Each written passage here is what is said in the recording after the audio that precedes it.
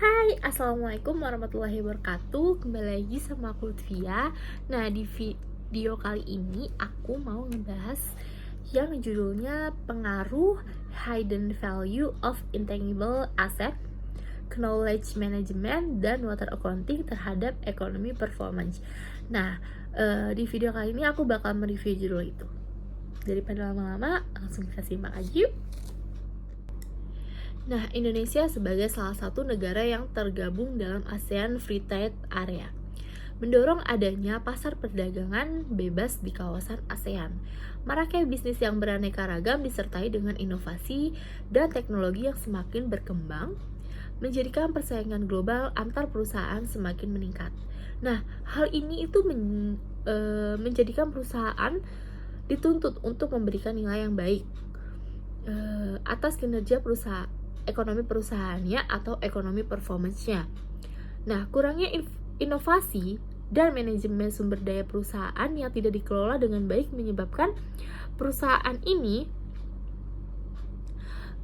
sulit bersaing di tengah-tengah persaingan global di saat ini, sehingga dapat menurunkan kinerja ekonomi perusahaan yang akan berdampak pada return saham investor yang berkurang. Nah, lanjut saja kita akan membahas tentang hidden value of intangible asset. Nah, hidden value of intangible asset ini merupakan nilai tersembunyi dari aset tidak berwujud seperti human capital, inovasi, teknologi, dan banyaknya pelanggan yang tidak dimasukkan atau belum tersampaikan oleh pihak manajemen ke dalam laporan keuangan. Dikarenakan kesulitan dalam hal identifikasi maupun pengukurannya.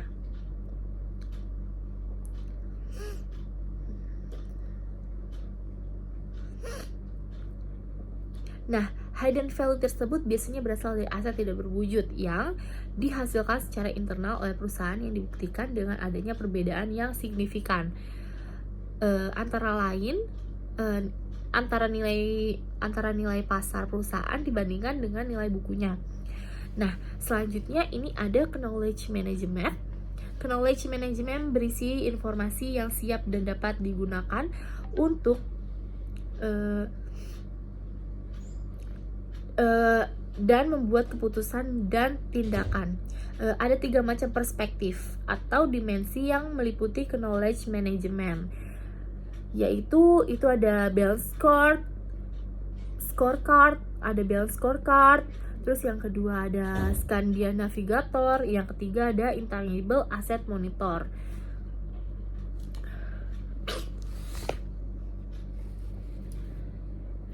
Selanjutnya kita akan membahas tentang water accounting. Nah, water accounting itu didefinisikan sebagai sistem perusahaan dalam menghitung penggunaan air dan mencakup masalah yang terkait dengan penyimpanan air untuk mengelola sumber daya air secara efektif. Nah, perusahaan memerlukan akses ke informasi yang sesuai. Peran utama water accounting adalah menyediakan data yang andal sebagai dasar untuk tata kelola air yang baik. Nah, water accounting perusahaan memberikan informasi terkait manajemen pengelolaan air perusahaan. Informasi ini dapat digunakan untuk berbagai keperluan, yaitu termasuk penilaian risiko, terutama keuangan, operasional, produk, reputasi, risiko regulasi, dan rantai pasokan. Selanjutnya di sini ada pengaruh hidden value of intangible asset value atau INTAV terhadap ekonomi performance. Anjing. Nah, intangible asset berpengaruh positif signifikan terhadap nilai perusahaan. Nah, adanya hidden value mengidentifikasi adanya informasi mengenai aset tidak berwujud atau intangible asset seperti human capital, inovasi seperti brand image, teknologi, dan banyaknya pelanggan.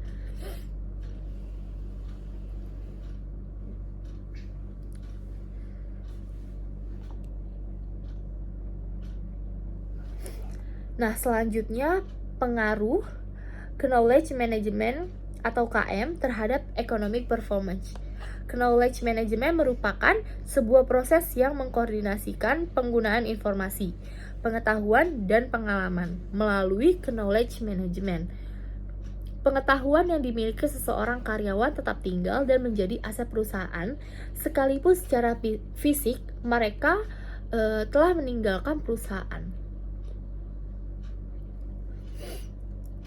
Selanjutnya, pengaruh water accounting atau WA terhadap economic performance. Nah, didefinisikan itu sebagai sistem perusahaan dalam menghitung penggunaan air dan mencangkup masalah yang terkait dengan penggunaan air, penyimpanan air.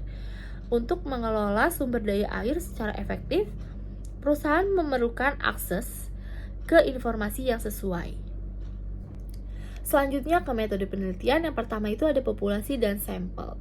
Nah, seluruh perusahaan yang pertama itu populasi dan sampel ya. Kita akan membahas populasi dan sampel.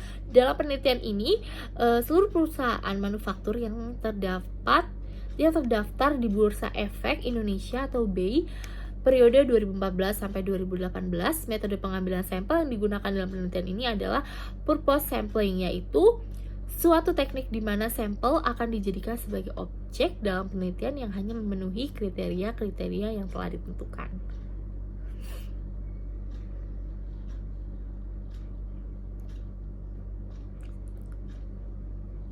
Nah, terus selanjutnya ada definisi dan pengukuran variabel. Yang pertama itu kita akan membahas variabel independen. Yang pertama kita bahas itu variabel dependen. Variabel dependen adalah variabel yang menjadi perhatian utama peneliti Ucap Sekaran tahun 2003. Variabel ini akan dipengaruhi oleh variabel lain. Dalam penelitian ini, variabel dependen yang digunakan adalah economic performance atau EP. Economic performance dapat diukur dengan perhitungan ECP sama dengan P1 dikurang P0 ditambah div dikurang MERI. Nah, P1 dikurang P0 tambah div itu dibagi P0. Selanjutnya ada variabel independen. Nah, variabel independen adalah variabel yang mempengaruhi variabel dependen. Yang menjadi variabel independen dalam penelitian ini adalah yang pertama itu hidden value of intangible asset atau INTAF.